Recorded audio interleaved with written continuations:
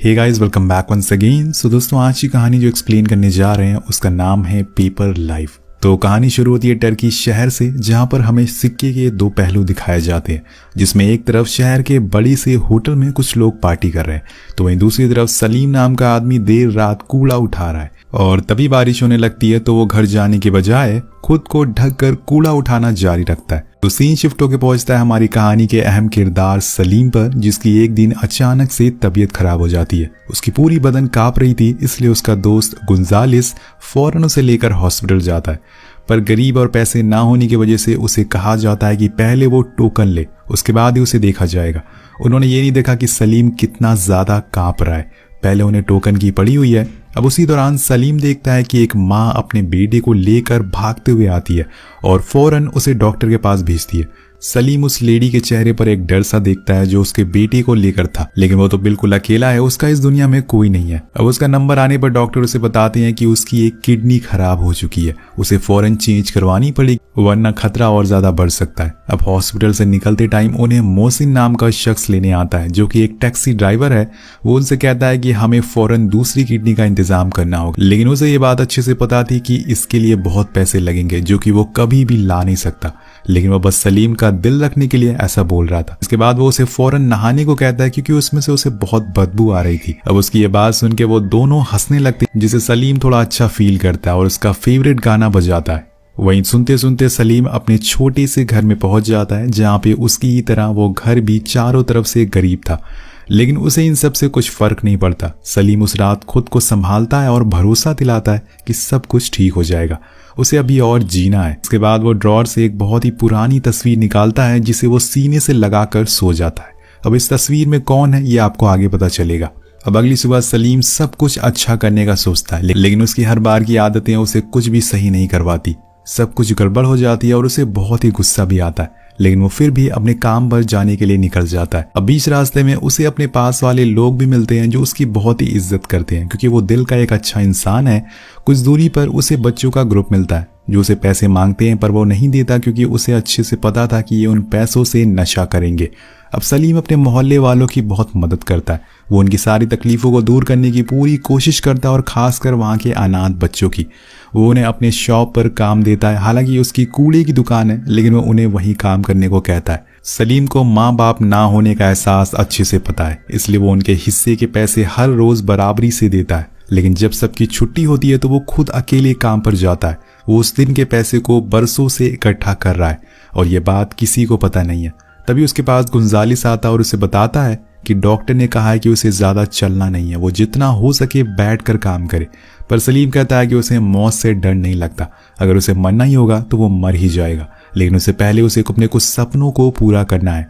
जैसे कि उसे पहले तो अपनी माँ को ढूंढना है, और दूसरी उसे एक बार कार चलानी है। उसकी ये बातें सुनकर गुंजालिस हंसने लगता है और उसका मजाक उड़ाते हुए बाहर चला जाता है। लेकिन उसके जाने के बाद सलीम सच में सोच में पड़ जाता है कि कहीं वो ये सब चीजें पूरी करने से पहले ही तो नहीं मर जाएगा।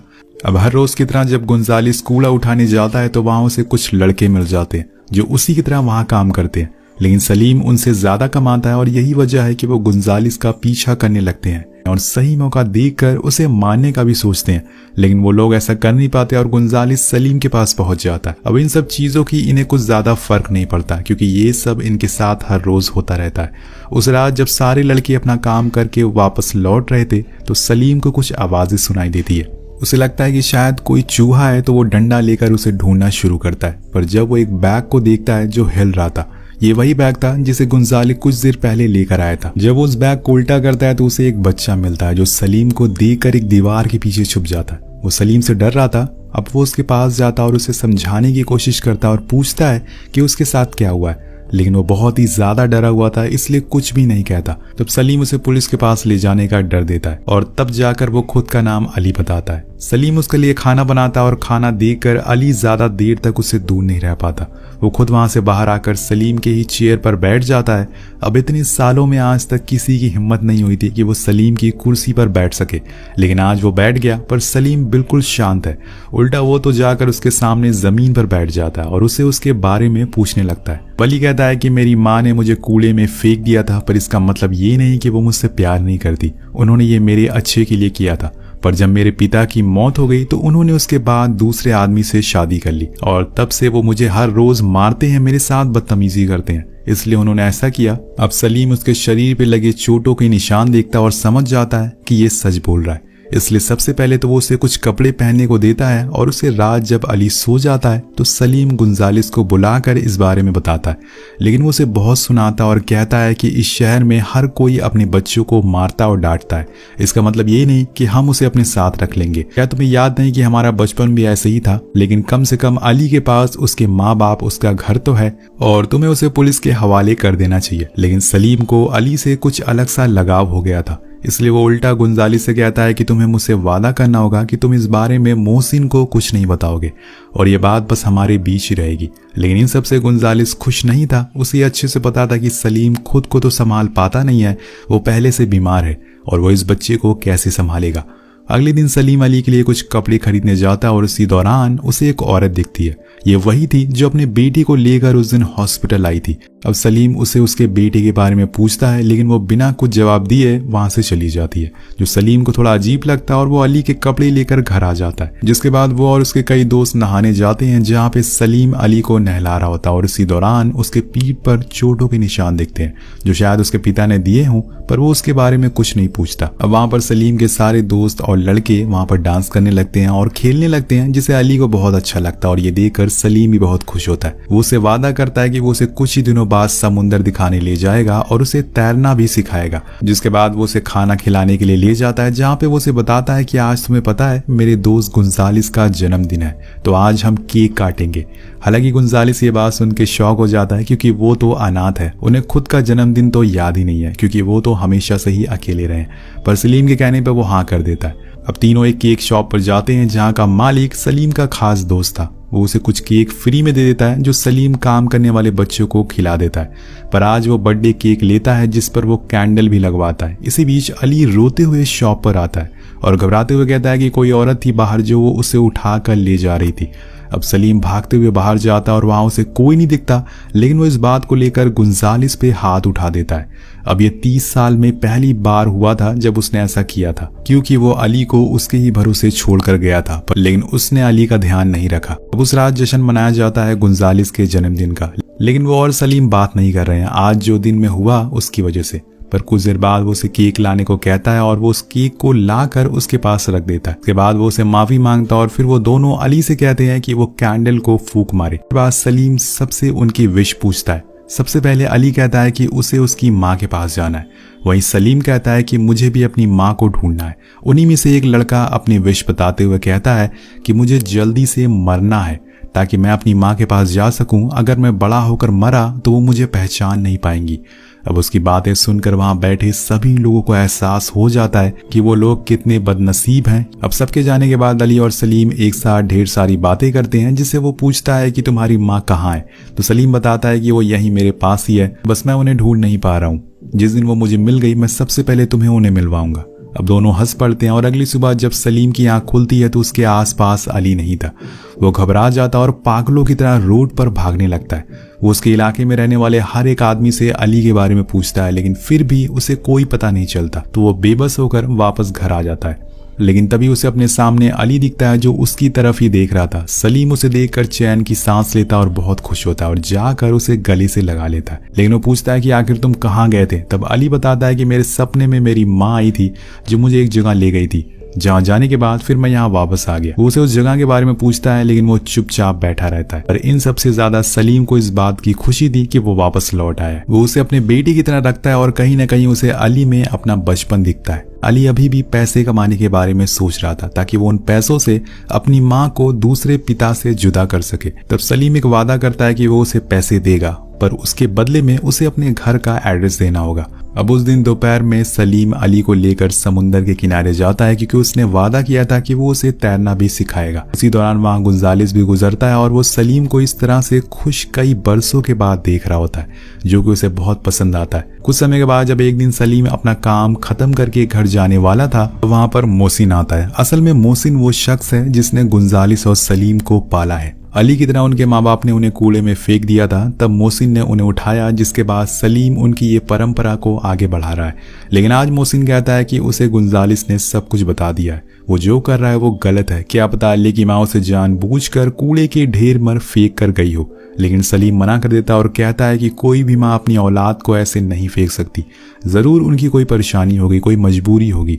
पर मोहसिन अली को उसके घर छोड़ने को कहता है क्योंकि उसके माँ बाप हैं, वो और बच्चों की तरह अनाथ नहीं है, और बोलता है कि हम उसे यहाँ नहीं रख सकते हैं। लेकिन वो नहीं मानता। मोहसिन चिल्लाकर कहता है कि तुम बीमार हो, इसलिए तुम्हें कुछ समझ नहीं आ रहा है। अब सलीम अली को एक कार्ड देते हुए कहता है कि दरअसल वो उसके पैसे कमाने वाले सपने को पूरा करना चाहता है, इसलिए वो अब उसके साथ ही काम करेगा। दोनों साथ साथ पूरा शहर घूमकर कूड़ा इकट्ठा करते हैं और फिर अपने अपने पैसे अलग कर लेते हैं। अब ऐसे ही कई दिन तक चलता रहता है। दोनों साथ में बहुत खुश थे। अब एक दिन सलीम अपनी वही फोटो दोबारा देखता है जो उसने कहानी की शुरुआत में देखी थी, और पास बैठे अली को अपने बचपन का खिलौना भी गिफ्ट करता है जो उसकी माँ की आखिरी निशानी थी। जिसके बाद वो अपनी दुकान आ जाता है कुछ हिसाब करने के लिए। लेकिन इसी दौरान उसकी तबीयत बिगड़ने लगती है और वो फौरन अपने घर के लिए रवाना होता है। और बीच रास्ते में उसे अली गिरा हुआ मिलता है, जिसके आसपास उसी इलाके के बच्चे मौजूद थे जिन्होंने उसे कोई नशा करवा दिया था। सलीम अपनी तबीयत छोड़कर उसे फौरन घर लेकर आता है और होश में लाने की कोशिश करता है। लेकिन जब वो आंख खोलता है तो वो उसे उल्टा सलीम को मारने लगता है। तो अली को यहाँ पर लग रहा था कि सलीम ही वो आदमी है जो उसकी माँ को हर रोज मारता है। सलीम उसे समझाता है पर उसकी भी अब तबीयत और ज्यादा बिगड़ने लगी थी, पर वो फिर भी अली को समझाने में लगा हुआ था। लेकिन वहीं अली जब उसे कुछ नहीं मिलता तो वो सलीम की फोटो को फाड़ने लगता है। सलीम उसे बहुत रोकने की कोशिश करता है लेकिन वो फिर भी उसे बीच से अलग कर देता है, और ये देखकर सलीम पूरी तरह से टूट जाता है। वो फोटो जो वो बचपन से देखता हुआ आ रहा है, दरअसल उस फोटो में वो और उसकी माँ थी। उस फोटो को फटा हुआ देखकर उसकी हालत और ज्यादा बुरी हो जाती है। लेकिन तब तक वहां गुंजालिस पहुंच जाता है जो उसे संभालता और बताता है कि जब वो भी छोटा था तो उसे भी यहाँ के बच्चे नशे करने को कहते थे, लेकिन वो घबराए नहीं, वो अली को इन सब चीजों से दूर रखेगा। अब जाकर सलीम को थोड़ा आराम मिलता है। अब नेक्स्ट मॉर्निंग सलीम अपनी दवाइयां खाकर फिर से काम के लिए निकल जाता है। लेकिन आज वो अली को लेकर उसके घर जाता है जो उसने खुद बताया था। पर वहां से जब वो अपने दूसरे पिता को निकलते हुए देखता है तो अली बहुत ही ज्यादा डर जाता है। लेकिन सलीम उसके पीछे जाता है उनसे बात करने के लिए, लेकिन तब तक वो आदमी काफी दूर जा चुका था। और जब वो वापस आता है तो देखता है कि अली कचरे के ढेर में पड़ा हुआ है। वो आसपास देखता है तो उसे कुछ लड़के दिखाई देते हैं और उसे लगने लगता है कि शायद इन्होंने ही अली को मारा है, इसलिए वो उन लड़कों से भिड़ जाता है। और वो कई सारे थे इसलिए सलीम को बहुत मारते हैं। उसे बहुत ही गहरी चोटें आती हैं, पर समय रहते वहां पर गुंजालिस पहुंच जाता है और उसे फौरन हॉस्पिटल लेकर जाता है। जब उसकी आंख खुलने पर सलीम के सामने वही औरत मौजूद थी जो उसे शुरुआत में हॉस्पिटल में दिखी थी, और फिर उस दिन कपड़े की दुकान पर। अब सलीम आज भी उसे वही सवाल पूछता है कि आपका बेटा कैसा है, पर वो औरत कहती है कि तुम अभी आराम करो। इसके बाद वो गुंजालिस से अली के बारे में पूछता है तो वो कहता है कि हमें वो कहीं नहीं मिला। और ये सुनकर सलीम पूरी तरह से पागल हो जाता है। वो अपने शरीर पे लगी सारी चीजों को निकालने लगता है और ऐसी हालत में वहां से जाने लगता है। लेकिन जैसे तैसे करके गुंजालिस उसे संभालता है। कुछ समय के बाद जब वो डिस्चार्ज होता है तो सलीम सबसे पहले अपनी शॉप पर जाकर वो उन सारे पैसों को निकालता है जिसे वो जिंदगी भर से जोड़ रहा था। उन पैसों को लेकर वो सीधा अली के घर जाता है ताकि उसकी माँ को उसके स्टेप डैड से छुड़ा सके। लेकिन तभी वहां मोहसिन आ जाता है जो उसे उन पैसों को रखने को कहता है क्योंकि ये उसके काम आएंगे। लेकिन सलीम नहीं मानता। वो चलने तक की हालत में नहीं था, लेकिन वो बस अली के लिए सब करना चाहता था। अब मोहसिन भी आखिरकार उसके सामने मजबूर हो जाता है, इसलिए उसे जाने को कह देता है। अब सलीम सीधा अली के घर पहुंचता है, लेकिन गेट खोलने पर उसे वहां एक बूढ़ी औरत दिखाई देती है जिसे वो सारे पैसे दिखाते हुए कहता है कि मैं अब पैसे ले आया हूँ, अब आप मेरे साथ चलो। लेकिन तभी वहां उनके पति आ जाते हैं जो गेट बंद कर देते हैं और उसके पैसों को भी फेंक देते हैं। पर सलीम चाकू दिखाते हुए अंदर घुस जाता है और चिल्लाते हुए कहता है कि मुझे अली चाहिए, कहाँ है वो? मैं जानता हूँ कि आप लोगों ने उसे बहुत मारा है। लेकिन वो बूढ़ी औरत कहती है कि इस नाम का लड़का यहाँ सालों पहले रहा करता था, पर अब वो यहाँ नहीं रहता। तब सलीम एक कमरे का गेट खोलता है और उसी दौरान वो औरत उसे सलीम अली कहकर पुकारती है और एक ही झटके में उसे सब कुछ याद आने लगता है जो उसके बचपन में उसके डैड किया करते थे। दरअसल दोस्तों ये पूरी कहानी एक हेलुसिनेशन पर बनी है। अली नाम का कोई बच्चा रियल में एग्जिस्ट करता ही नहीं है और अली कोई और नहीं बल्कि सलीम का बचपन है। वो बस हेलुसिनेट कर रहा था। तो यहाँ सलीम की माँ ने उसे कचरे में डाल दिया था ताकि वो उसके पिता से उसे बचा सके, जिसके बाद से वो अपने बेटे से कभी भी मिल नहीं पाई। और जो औरत उसे बार बार दिखाई देती है वो कोई और नहीं बल्कि असल में उसकी असली माँ है और उसकी